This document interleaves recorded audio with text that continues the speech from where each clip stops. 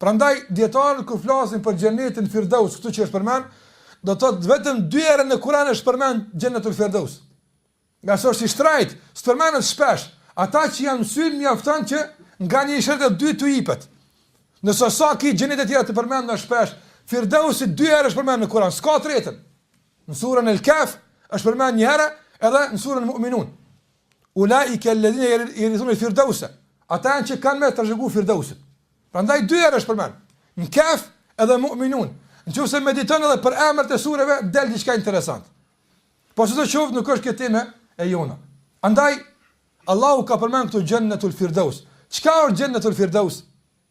Dietarët për Firdausin kanë thënë se i ka 2 kuptime. Kuptimi i parë është emëruesi i përbashkët i të gjitha xheneteve.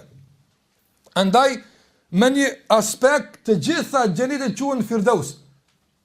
Për çfarë arsye? Nga se Firdaus në gjuhën arabe i thuhet një kopshti të ndërtuar bukur dhe mirë, të mbushur me lloj-lloj pemësh dhe bukurish dhe lulesh. Andaj çdo xhenet është i përshtatshëm për këtë emërtim. Dhe në këtë ajet ku Allahu thot kanat lahum jannatul firdaus, është për qëllim Firdausi në kuptim të përgjithshëm. Nga se në atë kuptimin e përvetshëm, jo të gjithë besimtarët që kanë besuar dhe kanë bërë punë mira do të shkojnë atje. Është, do të thotë, një kategori e rezervuar për një grup të caktuar njerëzish. Për këtë arsye fillimisht Jannatul Firdaus në këtë ajet është për qëllim i tërë xheneti. E pse ka ardhur në shumës? Nga se janë të lloj-llojshme, janë të shumta ato xhenete që Allah i ka përgatitur për njerëzit. Andaj në kuadër të kësaj është edhe hadithi që ja ka thënë pejgamberi sallallahu alaihi wasallam, do të nënës së Harithit radiallahu ta'ala anhu, i cili do të thotë ka ra shahid në luftën e Bedrit dhe nëna ka pash për hasrat. Dhe ka ardhur tek pejgamberi sallallahu alaihi wasallam dhe ka thënë ja Rasulullah, e fil jannati hu, a është në xhennet ai apo fa gzona për të apo është dikun tjetër fa ebki që ta kaj ditë më shtirën lët aftën. Nëse se ka kaj pse e ka hub, por e ka kajt se ku ka shku. Andaj ka thonë pejgamberi sa me një transmetimi ka thonë me një shprehje që jo me nënçmu, por sikur se i themi ne, ty atë ka ndalë me ata. Në qysh pytet kjo pyetje ku është Harithi që ka dikë në Bedr aftën? Ka thonë innaha lejse gjenne, nuk është një gjennet, innaha gjinan, jënë shumë gjennete. Ndaj një që kësi punë e bën, është e pamushme diçka mos me godit për këtyre xheneteve të shumë të aftën. Wa inna ibnaki kad asaba al-firdaus al-a'la, dhe të përgëzoj se birit e ka godit Firdausin e posaçëm, jo këtë të përgjithshëm.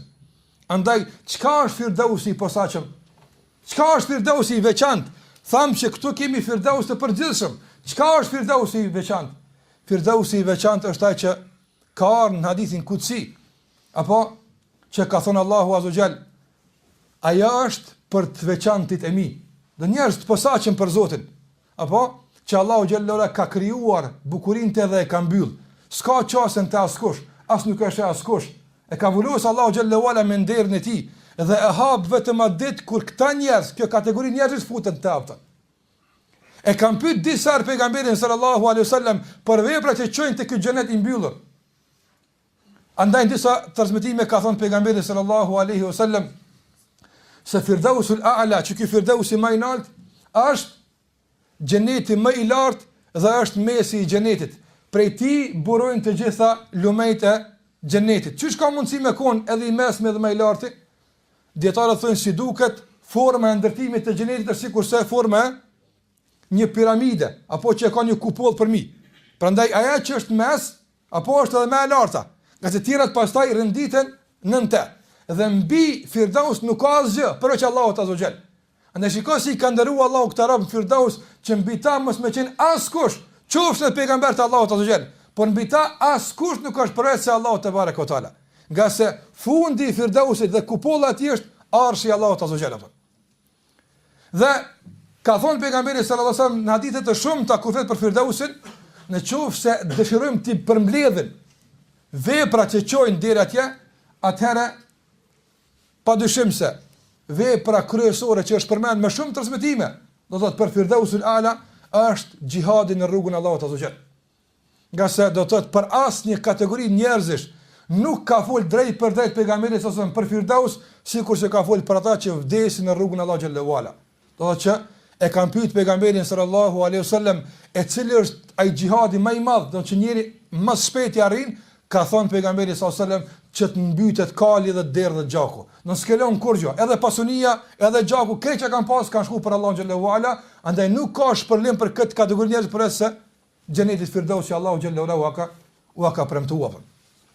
Gjithashtu e kanë pyet pejgamberin sallallahu alaihi wasallam kush është në a'la al-janna, ka përmend pejgamberi sallallahu alaihi wasallam se kush, sikur se kemi thënë në takimin e kaluar, kush e lën polemikën, edhe pse është do të thotë në hak, ai e meriton, po për shkak që mos sjellën në varr dhe debate, atij ja premtoi, do të thotë një shtëpi në mes të xhenetit. Mirë po, ka dhënë transmetim, ka thënë pejgamberi sa në kuadër të kësaj, ka thënë ndërsa shtëpi në xhenetin më të lartë, që nuk kuptohet se Firdausi është për ata që e ka moralin dhe sjelljen e mirë atë. Prandaj, në çdo dy kategori sillet, do të thotë mundësia hyrjes në xhenet, mirësjellja, morali, kujdesi dhe gjithashtu lufta në rrugën e Allahut azhjal, që nuk kupton të gjitha format e xhihadit, por në veçantë atij që do thotë është me pasuri dhe me shpirt, që padyshim se ky njeri tëra që ka më të shtrejtën e ja për Allahun xhallahu xhelalu, prandaj edhe i takon një xhenet i kësaj natyre.